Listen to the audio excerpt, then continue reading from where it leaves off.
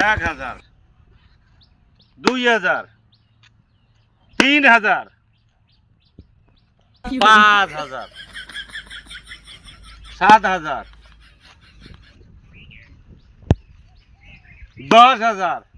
ওই চ্যাংরা, আমার সামনে টাকা গুনতেছিস কেন? তুই জানিস না আমি কোন ঘরের বউ? ভদ্র ঘরের বউ। এভাবে আমার সামনে টাকা গুনবি না। 11,000, 14,000, 15,000। ওই চ্যাংরা, তুই বারে বারে টাকা গুনতেছিস কেন আমার সামনে? তো বাড়িতে মা বোন নাই? ও ম্যাডাম, মা বোন আছে, লেকিন তোর মতো একটা মাল নাই। ওই চ্যাংরা, ওরকম নাটা পাটার বউ নও, তুই ভদ্র ঘরের বউ। তোর পয়সা দেখি ভুলি যাই।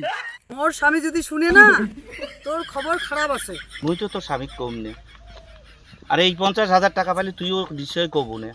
তাহলে তুই একটু নিশ্চয় ভাবি দেখ, আর তোর স্বামী জানবি কেন করবি যদি কিছুক্ষণের জন্য তুই ওই রুমের সময় দিবের পারিস। তাহলে দাও টাকাটা। না না না না না না, আগে তো কাজটা হয়ে যায়। এটা তো তোমারই টাকা। তাহলে ঠিক আছে, তাড়াতাড়ি কিন্তু যাওয়া হবে। ঠিক আছে।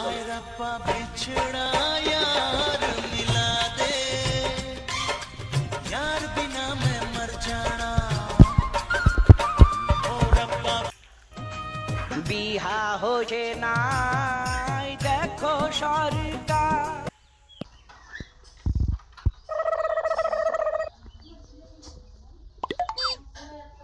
নারী সেই মজা পাই তুমি আইন নে।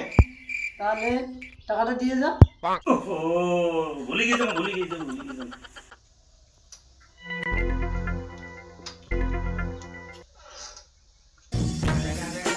কিরে প্রদীপ, তুই কোন বেলা আসলু?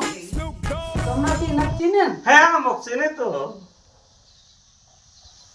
দাদা, ওই সেই বিপদের সময় তোমরা মোর সেই বিপদ করছেন দাদা।